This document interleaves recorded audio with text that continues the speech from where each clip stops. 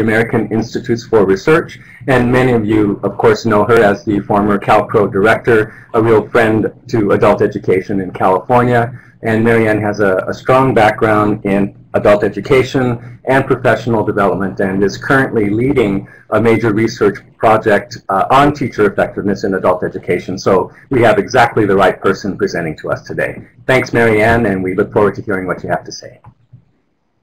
Thanks very much, Jacques, and thanks, Barb, and thank you for that very generous introduction. It's good to see so many familiar names in the participant list. So I just want to say hello to all of you. And I'm really looking forward to today's session. I'm very pleased to be able to share some of the current work that we're doing at AIR with California adult educators through the CalPRO project. So today's session will be about an hour long, and our focus will be on the topic of teacher effectiveness, and really specifically sort of looking at the characteristics and practices of effective teachers, as well as what we know about the supportive conditions in schools and programs that are needed for good teachers to be really effective with students. I feel like for the Teacher Effectiveness Project, which is funded by the U.S. Department of Education, OVE, one of our big tasks, and we're about 2 years into year and a half into the project now, and the first year of the project was a research study that really was a big grand literature review, a worldwide English language literature review on the topic of teacher effectiveness, and actually looking at everybody's written responses to those couple of questions that we had up about what do effective teachers know and what are effective teachers able to do. I feel like that this group is certainly ahead of the game, and the research that we're going to share is very consistent with what everything everybody wrote, really, especially as it relates to content knowledge and pedagogy and approach. So this might be more validating than earth-shattering in the information that is shared. And I think it's actually a very good thing when research and common sense and practice are well aligned. That probably is a good indicator that it tells a true picture of the conditions in the field that we're looking for. So again, here's something that will not be a news flash. Effective teachers are essential to positive student learning outcomes. I think if you are, that is, again, what I am going to be sharing for the most part is derived from our research effort around the topic of teacher effectiveness. And so again, the research showed that pretty much across the board that in order to have positive learning outcomes for students, there needs to be an effective teacher in the classroom. And for those of you that are teachers who are on this webinar, I know you already knew that. So the balance, the topic of teacher effectiveness, there's many different discourses around teacher effectiveness, and the body of literature that we examined had many different subtopical areas. But two of the big areas, and we're going to be the focus of today's session, will again be on the practice of individual teachers, as well as the conditions in school culture, and especially a focus on collaborative professional environments, which have been shown to really be required for good teachers to be effective in the classroom. So I'm going to try not to just read right from the slide, but to sort of talk about the essence of what's in writing. So I ask you to, as I go through the slides, I'll give everybody a few seconds to both take in what's on the slide and then talk about it in broader terms. And I'm also going to try and keep up with the chat pod that's on the left of our screens. But if I miss something that you've written that was a question for me, maybe you could do the hand raise piece, because I think it's likely that I'm going to miss, since there's a lot of items going to the chat pod, I think it's likely that I'm going to miss something. So if you asked a question and I didn't see it, just raise your hand and I'll try and go back to it. So our objectives today review build an understanding of the research and literature associated with the characteristics of effective teachers. We'll take about 30 minutes for presentation and a discussion that builds on the discussion that we started. We want to build an understanding of the research and literature associated with the features of a system that support effective teachers. And we'll be discussing together as a group the implications of the research and literature on adult education programs and the adult education system.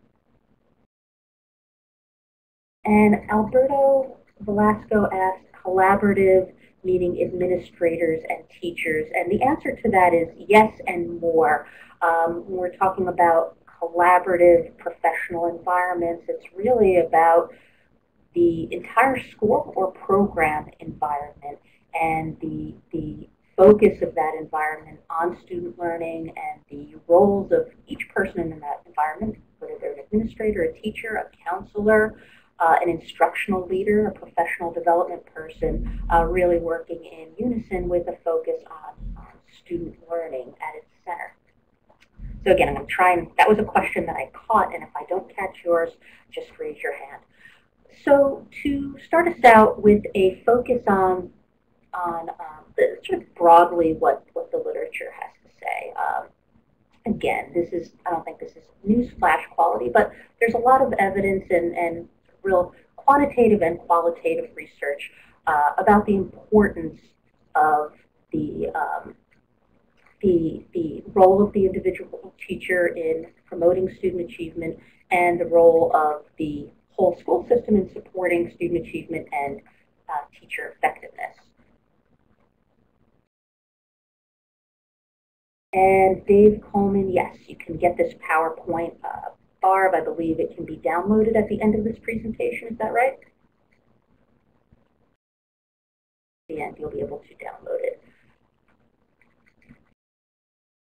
There have been, again, sort of within the larger discourse on the topic of teacher effectiveness, there are a number of different strands of that conversation.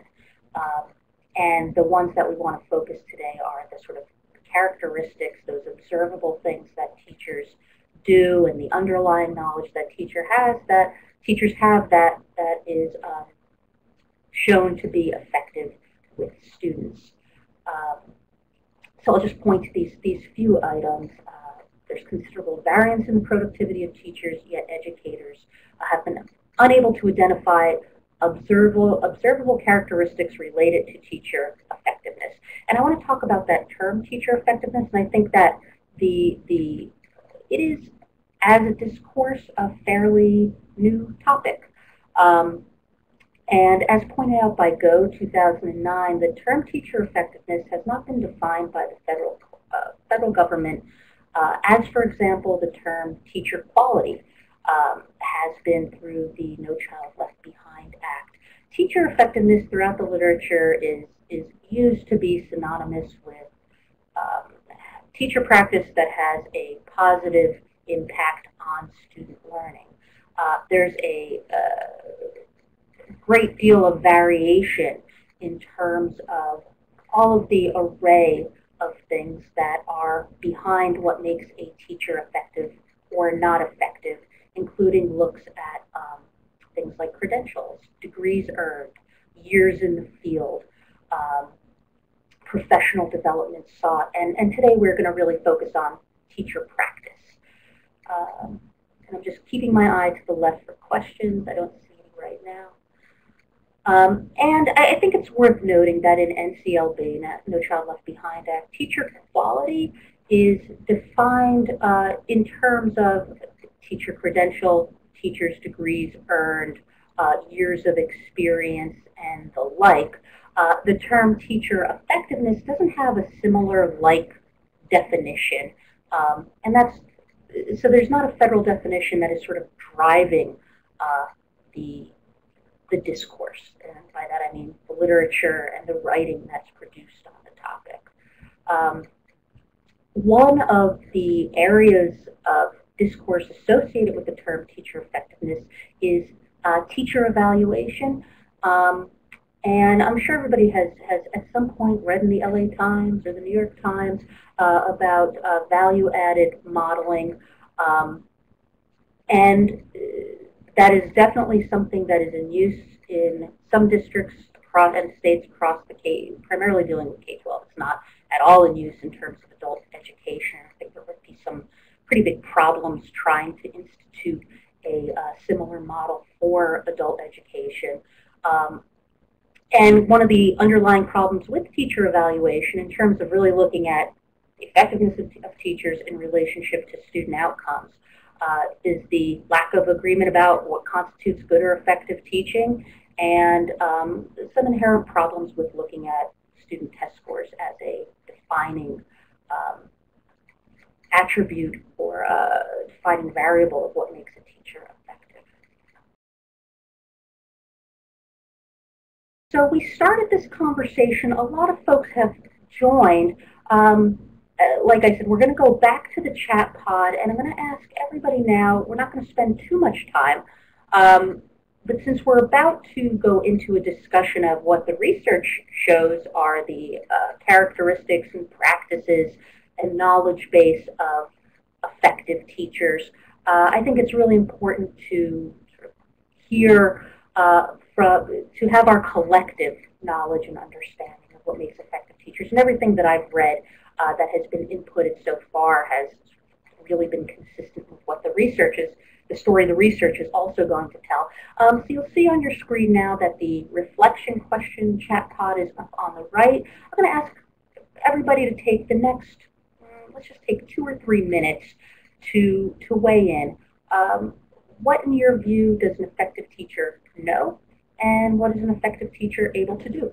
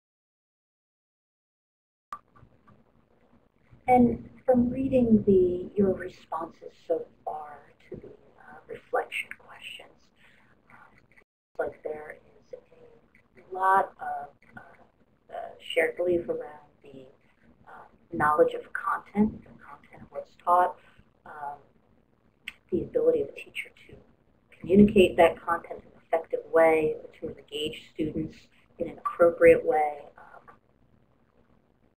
think that gets to the question of pedagogical approach and appropriate teaching techniques for adults. I see that a couple of folks have touched on being able to motivate students.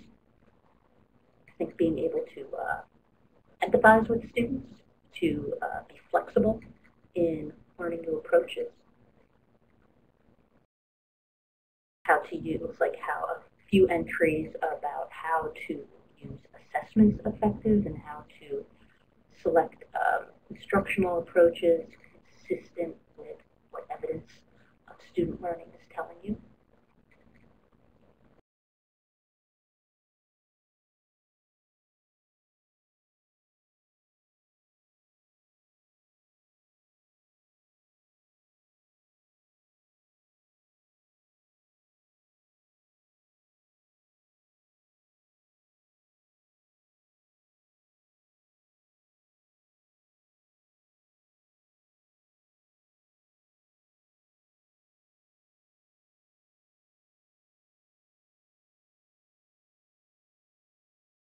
to engage students in the learning process, getting students to participate in their own learning, developing a relationship with members of the classroom.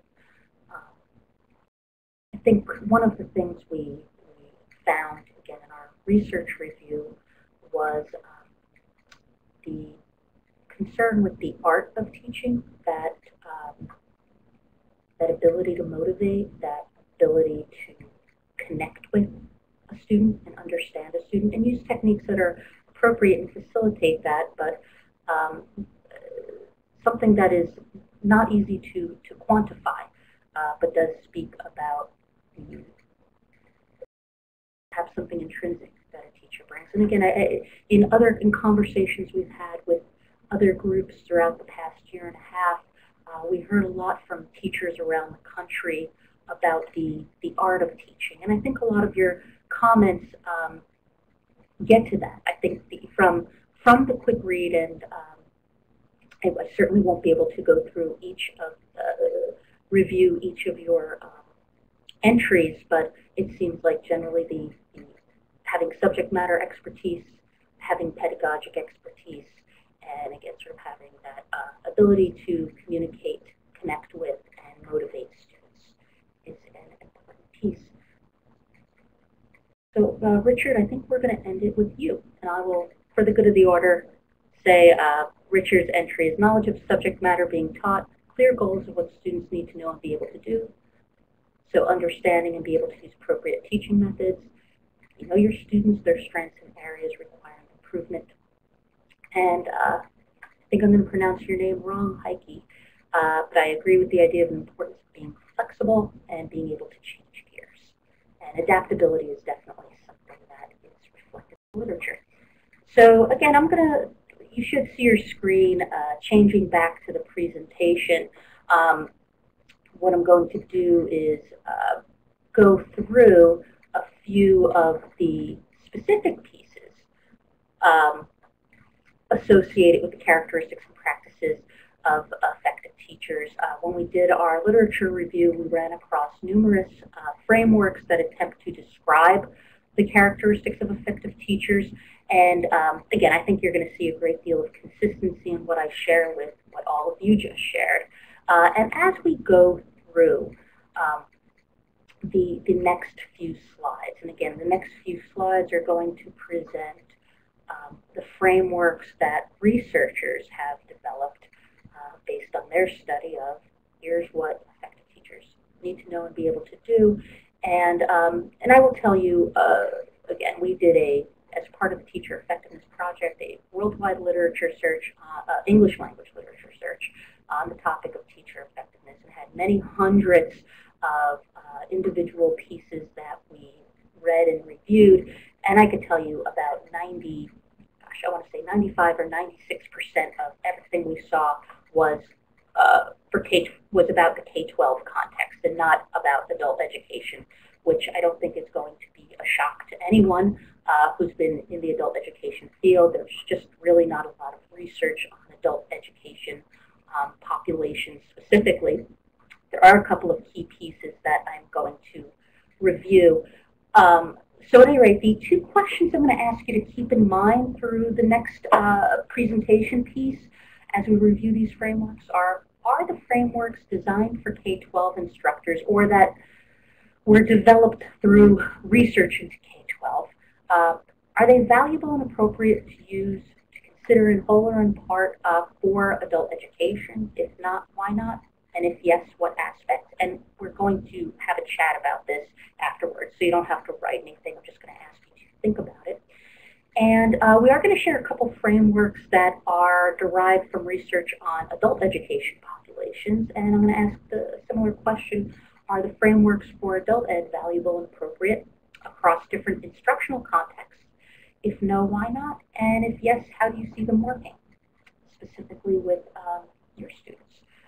So the first framework that we'll look at is from Darling-Hammond, 2009. And again, this is something that was developed in the K-12 context. So what do effective teachers need to know, be able to do? What are the characteristics, the attributes? Strong general intelligence and verbal ability. This was important um, to how teachers are able to organize and explain ideas, to observe what's happening in the classroom, and to think diagnostically about what's happening in the classroom. And I think that's connected to what many of you wrote regarding the word diagnostic did not come up, but how you observe student learning and how do you know what students need to know? How do you know they know it? And then what do you do if they do? And what do you do if they don't know that? Strong content knowledge is key. That was pretty much an across the board for everything we read and reviewed. Content knowledge in the subject taught was 100% of the time in the literature, K-12 and adult, something that was critical to teachers actually being effective with students in improving student learning. Thirdly, content pedagogy. So how do you teach to the population you're supposed to teach what they need to know? And again, everybody on this webinar knows, a lot of you shared similar thinking about those pedagogic skills. And I think for us in adult education, it's just because somebody has a second grade reading level, they're not a second grader. How do you present content and teach skills that are appropriate to the adult that you're working with rather than to a second grader? Fourthly, an understanding of learners and their learning development, including how to assess and scaffold learning, how to support students with learning differences or difficulties, supporting the learning of language and content for those who aren't already proficient. I think a couple of you wrote similar responses about scaffolding instruction. I believe there was a mention of universal design for learning. So how do you understand your learners and the best methods and techniques for teaching them? And adaptive expertise. And a few of you included comments about flexibility and adaptability in the classroom. And that's what this adaptive expertise really gets to, is making judgments about what's going to work in a given context in response to students' needs. And that piece, I think, is a very elegant and articulate way of describing that art of teaching, that when a teacher is in a room with a group of students, there's a lot of many dozens of decision points that are happening throughout the day, throughout the lesson, throughout the teaching of the curriculum, and a teacher does need to maintain a level of flexibility and responsiveness that comes from a baseline understanding of student needs and student learning. I'm going to continue on. This is another framework developed by Go, Bell, and Little, 2008. It's also for K-12. And that number one bullet really gets to what several of you already identified, that they have high expectations. Effective teachers have high expectations for all students. And this really, I think, contributes also to the ability to motivate. Effective teacher contributes to positive academic, attitudinal, and social outcomes for students. The researchers gave a few examples of really promoting behaviors that contribute to academic success. Effective teachers use diverse resources to plan and structure engaging learning opportunities. Same framework, effective teachers are able to monitor student progress formatively, adapting instruction as needed, and evaluating learning using multiple sources of evidence. So again, that idea of formative assessment for learning rather than of learning. This is beyond using the standardized test at the end of the year. This is sort of that ongoing process of learning and understanding what your students know and are learning and adapting based on that information and that evidence. They're able to value diversity and civic mindedness. I'd also note that item 5, valuing diversity and civic mindedness, the idea of creating classroom environments and schools that value diversity is also sort of enshrined in the Common Core state standards, or at least the anchor standards developed at the federal level. So that is taking on a greater prominence. 6, collaborate with other teachers, administrators, parents, professionals. And that at the center of that collaboration is a focus on the students. So what is the nature of the professional collaboration or the community collaboration? It's about having student success, student needs, and student learning sort of at the center of the inquiry and the practice and the collaboration. Again, I'm looking to the left. I don't see any questions, so I'm going to go on. Here's from a very recent, one of the only and certainly the most recent pieces of literature on effective teaching for adult literacy recently was published by the National Academies. I think we also the CALPRO circulate that piece on our monthly research email. I hope you have received that. If not, we can send you the link to this. And the National Academies piece was focused on looking at effective instructional practices with adult learners. So not so much about here's the knowledge and the skills that teachers have, but here's the practice that has been shown to be effective with learners, and particularly with ABE ASE students, native English speakers, with regards to the development of literacy skills, reading and writing skills. It had less specificity in terms of ESL instruction. And these were a few of the strategies targeting certain key skills like word recognition, fluency, vocabulary, reading comprehension, etc. Combining explicit teaching and practice with motivating and varied text tools and tasks matched to the learner's skills and educational levels. Explicitly targeting the automation and integration of component skills, so not only being able to teach effectively those target skills, but really integrating them together, and then including formative assessment to being able to conduct ongoing formative assessment to monitor progress, provide feedback, and adapt instruction.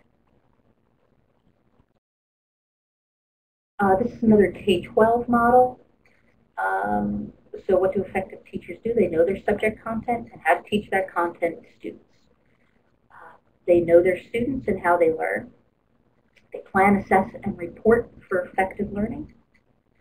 They create and maintain safe and challenging learning environments through the use of classroom management skills. And they continually improve their professional knowledge and practice, and they're actively engaged members of their profession and the wider community. I think these are very sort of nice, plainly stated five points about effective teaching. And again, I think very consistent with what all of you have already shared.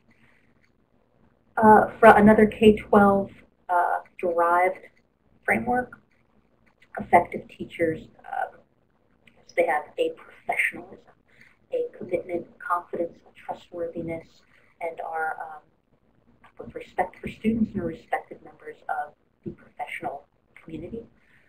They have thinking and reasoning skills, analytical thinking and conceptual thinking that again would be necessary for that adaptive expertise, that flexibility some of you mentioned.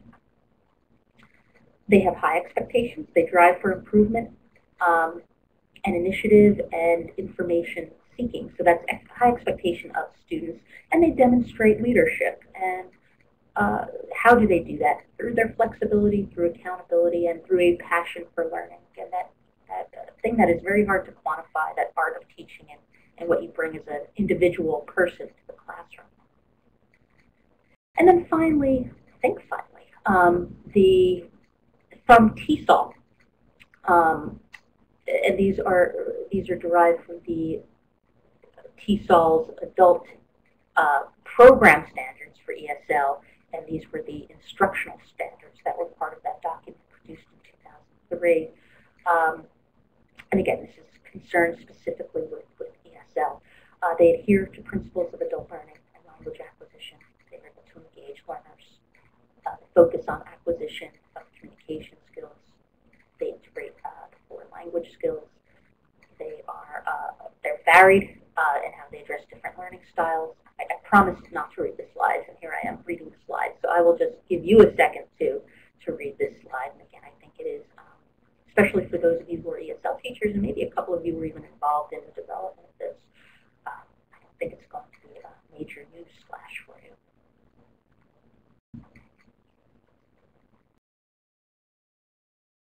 Okay, I hope that was enough time for that last slide.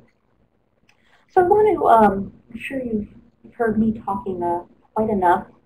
I'm going to open another chat pod, and I know that we went through those frameworks pretty quickly, but again, to the extent they were consistent, I'd like you to, the questions I have for you, and we'll just spend a couple of minutes on this, are the frameworks, most of those frameworks were designed for K-12 instructors, or about K-12 instruction.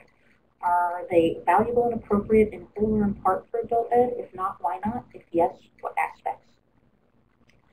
Are the frameworks for adult ed, and specifically the National Academies piece, which focused on effective instructional practices, and the TESOL piece, valuable and appropriate across different instructional contexts? So if the National Academies piece was focused on primarily ABE, ASE instruction, literacy instruction for native English speakers, and the TESOL standards were about instruction for ELLs. Do you think each is valuable across instructional contexts? If not, why not? And if yes, how do you see them working in a different instructional context than the one they were designed for? And just for the good of the order, in case any of this has changed what you were originally thinking in terms of your original response of what an effective teacher knows and is able to do, how has your view changed in any way? If it has changed, how? Or has it reinforced what you originally wrote? So you will now see each one of those 3 questions in a separate chat pod. I'd like to take maybe about 3-4 minutes for you to respond to each one of these questions.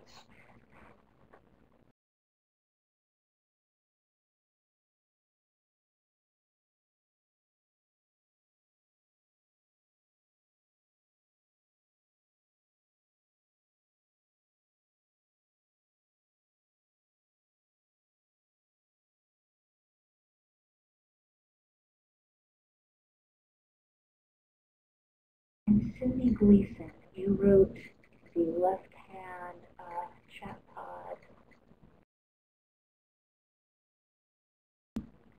And what I can do is, once this presentation is wrapped up, then, and if I haven't answered your, well, I'll go back and review the left-hand chat pod. If it looks like I've missed some questions, I will write a written response and send it to the whole group.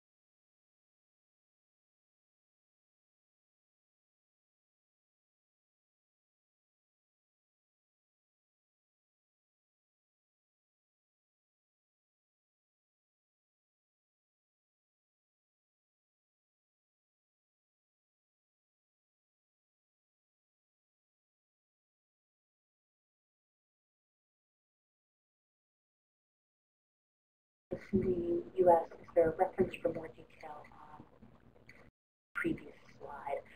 Cindy, if you wouldn't mind maybe typing in the left-hand chat pod which slide you're referring to. I apologize that I didn't catch that a little sooner. Christian Fine from Watsonville, you wrote, what are the skills of listening, speaking, reading, and writing?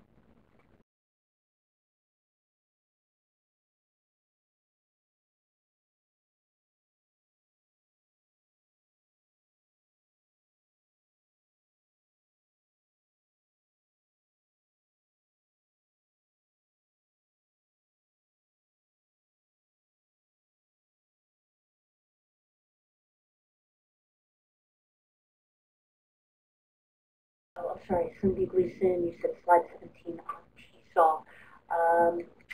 Yes, those are the 2003 TESOL. Still going to get it wrong because I'm not looking at it. But if I can find that.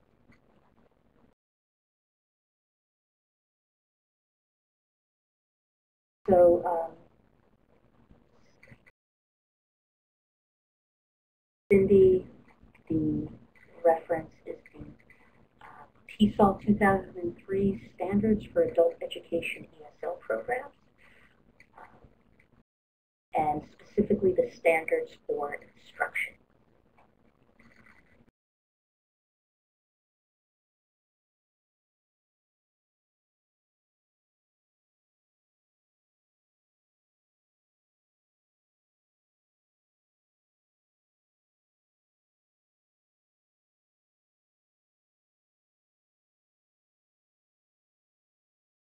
As you all continue to type, I will do my best to, I don't want to read each response, but try and characterize some of the common responses.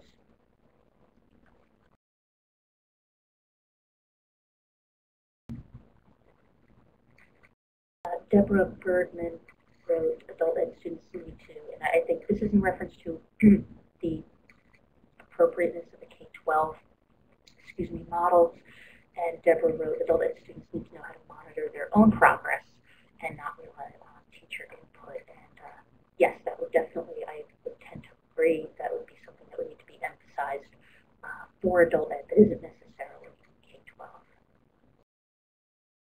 I think a lot of you are agreeing that the K-12 models seem to have some value for adult ed. Teresa Green, I'm wondering, Teresa, if it's Teresa Green or Green, agrees that there's value in the model shared. However, adults have their own motivation for learning. One doesn't need to create the same drive in adult students as one has in K-12, and that sort of reflects what I think Deborah also wrote.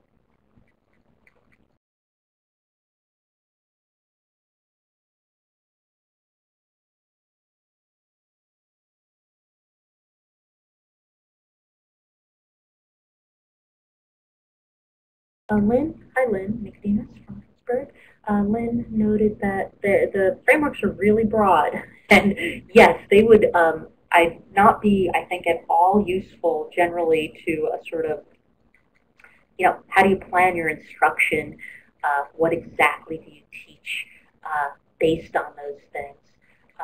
Sort of maybe generally informative. And Lynn goes on to note about how complex exactly an adult ed teacher's job is because of multi-level classroom environments, teaching multiple subjects, different student goals that all have to be addressed.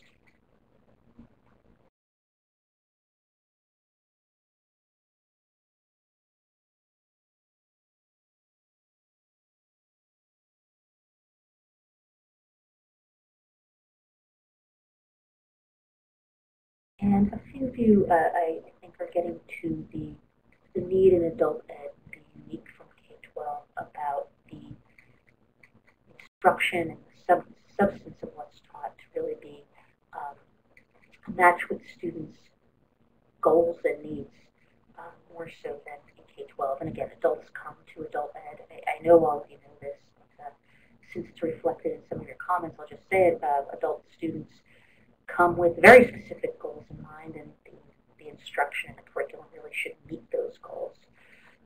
I'm going to go to the comments that were offered on question 2,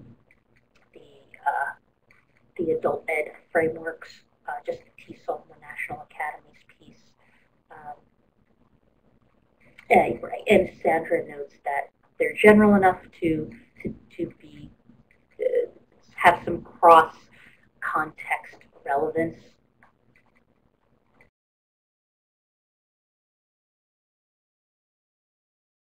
And Lynn Decker, you mentioned the STAR reading program that really focuses, I'm sure there's a number of other folks on this webinar who have also been part of STAR, or maybe the CALPRO evidence-based reading instruction institute that really focuses on those effective reading strategies, many of which were mentioned in the National Academies piece.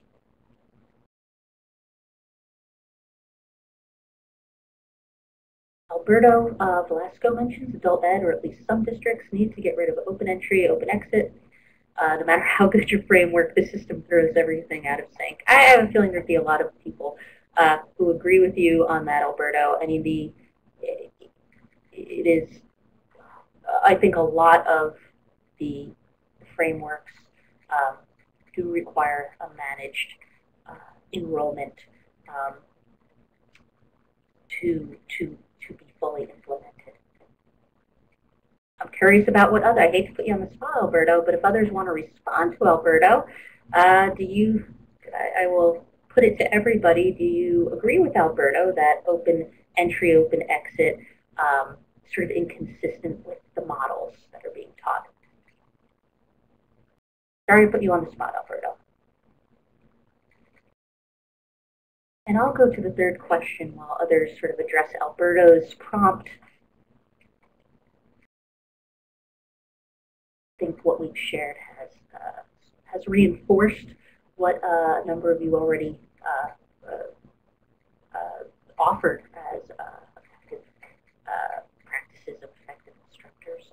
When I saw what you wrote, I thought it was just very consistent.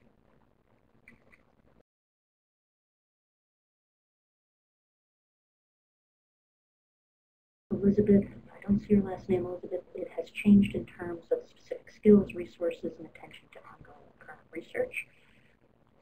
Great. I am glad that my presentation has maybe at least for one person, had an impact and not just a reinforcement. So I'm glad of that.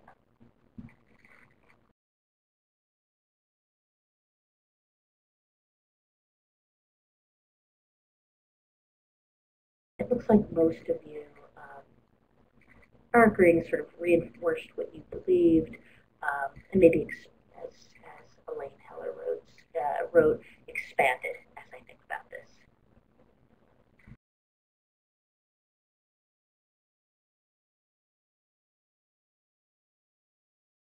And our friends at Corona Norco, hi all. Our views have been reinforced with research findings and clarified our definitions. To the extent that research can support the instructional reform efforts or the instructional program efforts that you all have in terms of the conveying to your district or your college, community college chancellor, or the state in terms of the value of adult ed and the consistency of adult ed with K-12 research, even on effective instruction. I think there's a value to that reinforcement. And just to wrap up this piece, well, Meredith did disagree with you, Alberto. I'm fine with open entry. So there's among the group some difference of opinion, and I guess that will be the topic of another day in terms of the consistency of the consistency of open entry, open enrollment with the models. So some of you tend to agree with Alberto, and some of you do not. Since we are getting close to 6 o'clock, I'm going to proceed. Alberto, thank you for letting me. I didn't ask your permission, but thank you for letting me point you out and get everybody talking about your particular post. I'm sorry I put you on the spot, but we thank you for making it a more interesting conversation. So thank you, Alberto. So I'm going to go back. I know it doesn't look like anybody's typing, so I'm going to go back to the presentation. Your screen should be changing now.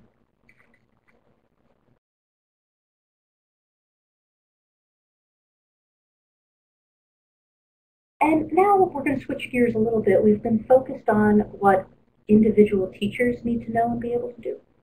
And let's talk about systems.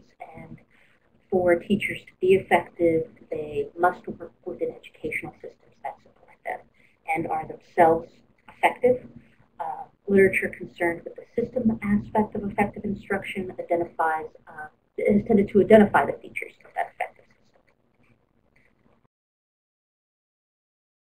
And there's qualitative and survey-based research that confirms the importance of the role of the school environment and school organization in supporting teacher growth, developing teacher capacity, and increasing student learning. And it's important for policymakers and researchers and the folks and administrators and who's ever making policies to, I guess the point of this is to not rest everything on the shoulders of individual teachers, that there's only so effective any one teacher could be if they don't have a school environment that is going to be supporting them. So, you know, as we developed this presentation, we really wanted to emphasize that point. There's longitudinal elementary school data that documents in terms of using student test scores, the relationship between educational achievement and collaboration effect between colleagues. And again, this is using that value-added modeling system, which rests again on student test scores. There's been quite a bit, again, and again, the point of this is to, the last slide was to really emphasize that collaboration in the school environment is one of the keys to effective instruction and improving student learning. There's a couple of other pieces that talk much more globally about the way education systems are set up and the system components that support effective teachers. Those components include teacher prep, and that in the context of this writing, which is also concerned with K-12, teacher prep is formal teacher education programs, not the 10-hour orientation you go to before you start or after you start, I think at least was the case when I started teaching. So teacher preparation is that formal education and preparation. And there are not a lot of formal education master's level programs for adult education specifically. It's certainly not as ubiquitous as teacher preparation programs for K-12. Recruitment, again, this talks about how systems and districts finds the right match, teachers who are qualified to teach a certain subject matter to a particular group of students, hiring practices, induction, which includes mentoring. So once you have a new teacher, what are the methods you use to support them, including mentoring, including professional development, including having professional learning communities at the school where there's collaboration among colleagues. Compensation is a major issue, especially in adult ed, especially for what is, I think, nationally an 85% part-time workforce. And adult education teachers are notoriously underpaid. Working conditions include such things as safe working environments, environments that are conducive to student learning, equity and pay and benefits, collaborative work environments, sort of working conditions really describes the overall landscape that the teacher walks in every day. And I think there's probably a lot of adult ed teachers who have no textbooks or the most outdated textbooks and are working in the dingiest of locations, things that wouldn't be acceptable in K-12, and performance management, including teacher evaluation. So just like we've spent some time talking about monitoring student learning and providing feedback, the same goes for providing that kind of feedback to teachers. A couple of you were writing, Alberto, you think policymakers should stay out of education. I bet there's others who don't disagree with you. Let's see. I'm going to go on. This is also very similar, just a separate research study that identified improvements to education systems in the following components: recruitment, hiring, placement, preparation, and support, including mentoring, retention, so practices that keep good teachers on board, and incentives. Incentives are pay, professional development opportunities, benefits, collaborative opportunities to collaborate with colleagues. Also, it sort of covers a lot of ground. In these last few minutes, I think this is our, this is our last slide. Covered a little bit of ground in this discussion of the system supports. My questions for all of us now are, what system features of the ones we just talked about are addressed adequately by the adult education system, which are not? What policy and practices would improve system supports in adult education? And based on this very brief presentation, what are the implications about what is known about effective instruction for the adult education system and your program specifically? So what are the implications of what we just discussed in terms of system supports, but also effective instruction?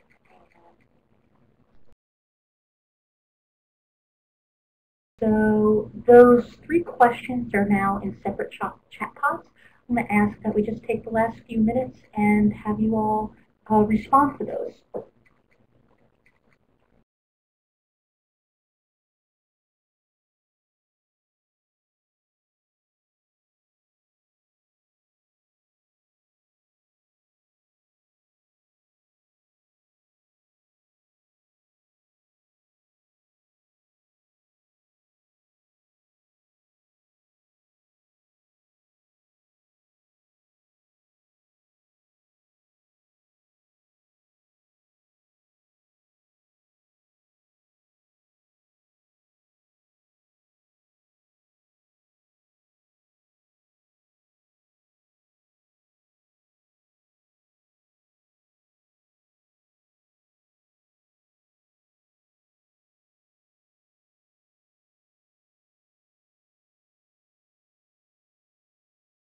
Looks like many of you are typing now, so I'll do my best when we have a few responses to characterize the common ones.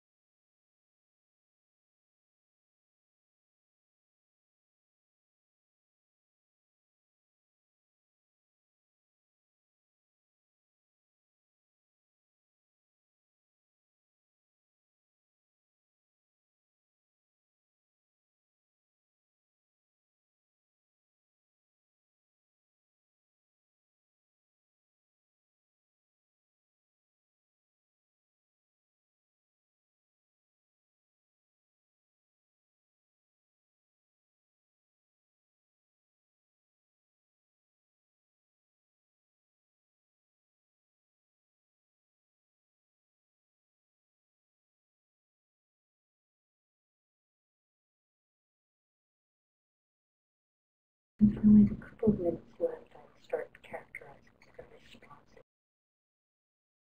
If there's an acknowledgement to that first question, that the system features really vary from district to district, and that collaboration can be difficult in some instances because of the nature of the workforce.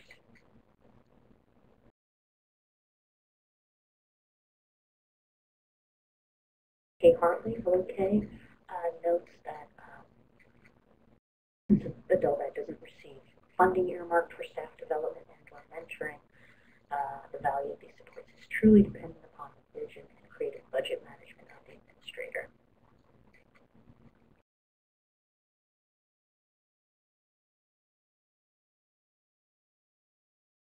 Then notes the professional development opportunities.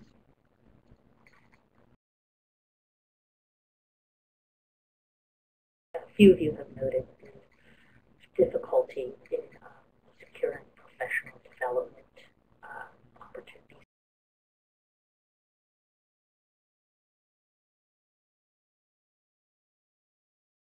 And, you know, I can't help but plug the resources that CALPRO, as well as OTAN and COSTAS offers as part of the state leadership projects of CDE. And in terms of, since a couple of you are writing about collaboration in schools, since I'm plugging things at CalPro, I would really encourage you to consider the CalPro Professional Learning Communities Institute, which is offered every year.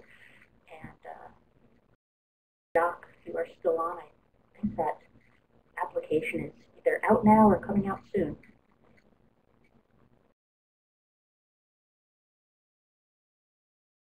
A lot of you are mentioning in the second chat pod funding. Yes. It would not be an adult education event unless we noted the funding issues that we have, which is there's not enough. Christy Reyes notes, how do we weed out ineffective teachers? Tips. That's a good question, Christy. You know, I think there would need to be, and we talk about this a lot on the Teacher Effectiveness Project. There needs to be a definition and a set of terms about what effective means, and those conversations are for the most part taking place at the state and local level. So there's not somebody in the federal government that says, here's what effective means. Here's the improvement in student learning as measured by whatever student test that will determine who's effective. So there needs to be a determination about what effective means, what the evidence of effectiveness is. I think we'd probably all agree that before weeding out ineffective teachers, we'd want to have really fair assessments of who is effective and what are the measurements being used to determine that. We'd certainly want to have system supports. One of the findings from our research on the project was that teachers really improve, and this is not, I don't think it's going to be shocking, teachers become more effective after 2 or 3 years of teaching. And so we want to make sure that new teachers especially, have adequate supports to get them from what will naturally be a deficit in their first and even their second year until they've had times to really improve and perfect their practice. Yes, and Christy, I didn't mean to shock you. Student test results, yikes. I have been gone a couple times. And I will say on the student test results piece, I think there is wide agreement that the standardized tests that we have for adult ed would not really be useful in doing the kind of value-added modeling that is being done with K-12. So for anyone who's been, say, a 3rd grade or 8th grade teacher, there are proficiency tests that are developed usually within a state for a specific grade level. So the 3rd grade reading test or the 8th grade reading test, there's just not anything like that for adult ed. So there is, I think, general, at least some shared agreement that a model, a teacher evaluation model that could not possibly rest on standardized adult education standardized test data. It's just not, there's even a lot of questions about the utility and validity of using those really specifically designed tests in K-12 to make determination of effectiveness for K-12 teachers. Gosh, and it is after 5 minutes post time. So in terms of the implications, Sandra Davenport, you are a new adult ed teacher. Marginalized, and it's talking about part-time teaching staff and how it's marginalizing. Gosh, how did this practice start? I bet there are a lot of people on this phone call who could answer that question better than I could. And I'm pretty sure we don't have time to get to it, but there's all these folks who are on the list who've been teaching a long time, and I think if you could contact your colleagues to ask about the part-time nature of the workforce, they'd be better to answer than I, although I will tell you across the country, in every state, for the most part, there's part-time teaching staff. I think it's 85% of all adult ed teachers in the country are part-time. I'm sure it's just there's probably at its base reason, Sandra, is a funding issue.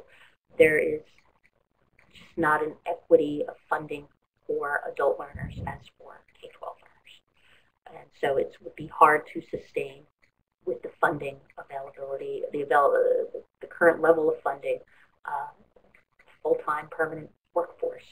But others will have different opinions on that. So everybody a few of you are still writing. I'm sorry that I have not been able to get to every comment. What I will do is after this session, look back at the comments and try and respond to some of the items that I haven't been able to respond to. And I am going to go, so on that note, Dave, Lucia, I see that you're still typing, but I think I'm going to have to press on because we're after time, so I'm sorry about that. And I'll wrap up my presentation, and I thank most of you have stuck around, so I want to thank you in advance. And then finally, what else would you like to know about the topic of teacher effectiveness? And I will say thank you now. So if you want to share with me, more importantly, Jacques, who's the director of CalPro, if there's anything else you'd like to know about this topic that you think might be valuable for a future webinar, paper, please let us know. And Jacques also noted that the applications for the CalPro PLC Institute are due November 27th. You know, it's a great way to make PD the most effective at your school or site. Thank you, Jacques. And Jacques, there is a question from Sharon. Where do you find the applications? And Jacques, you are welcome to go on mic and respond to that question as well, if you'd like to. Barb, Diane asks, where's the PowerPoint available? Oh, it looks like it's actually available on the screen, Diane, that I'm looking at with you. In the center bottom pod that says CalPro Research Webinar. I just noticed that myself. And Jacques has shared in the left-hand bottom chat pod the location of the applications.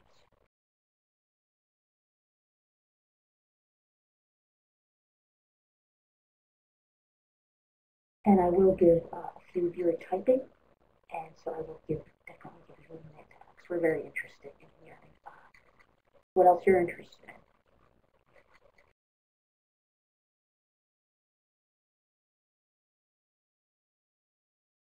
Sandra, the bibliography. Actually, the bibliography, and we put together a really nice annotated bibliography on the topic of teacher effectiveness, and it will be published, I'm sorry to say it won't be till 2014, but it will be published in 2014. At least it will be published. So it's something that we submitted to U.S. Department of Ed and will be available in its final form at the end of the Teacher Effectiveness Project. So it will be out. It's just going to very unsatisfyingly not be out for a year and a half.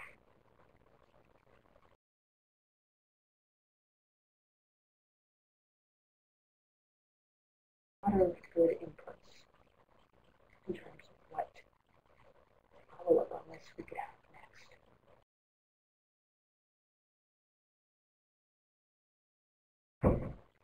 And Kay notes, I would like assistance with strategies for helping teachers become more effective identifying and enhancing.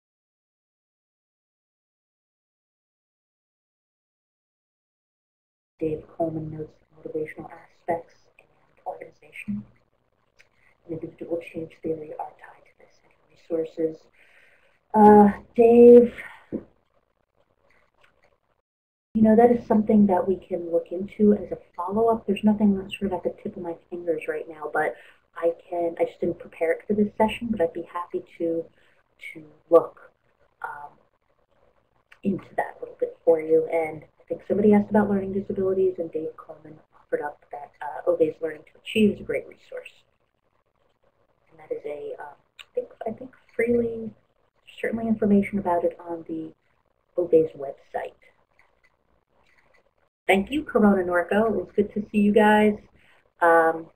We'd be interested in tools or instruments that lay out steps towards building teacher effectiveness. And I will say that actually reminds me that the Teacher Effectiveness Project is developing a resource toolkit associated with this topic. So there will be resources associated with, I think, most of what we've spoken about today. But again, sort of very unsatisfyingly, it won't be out till 2014, June 2014 to be specific. So thanks very much, everybody. It looks like everyone's stopped typing, so Teresa, you're still typing, and I want to thank all of you too. It's been a real pleasure to be on with you today. And this session is recorded, and you'll be able to access it. So if you want to go back and read some of the inputs of your colleagues, you'll also be able to do that. All right, so thanks everybody. Jacques, I don't know if you want to give the final word. I'm happy to hand it off.